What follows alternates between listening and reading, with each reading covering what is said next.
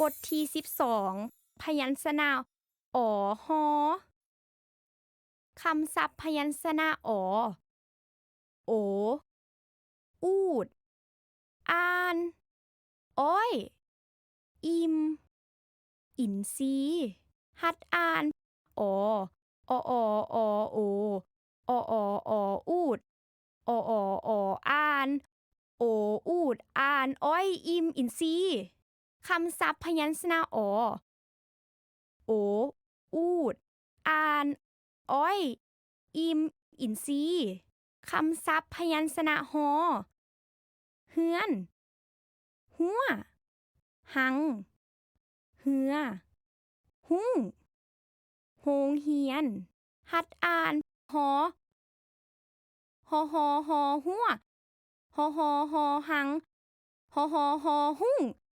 เหือนหัวหังเหือหุ้งโฮงเฮียนคำศัพท์พยัญชนะฮอ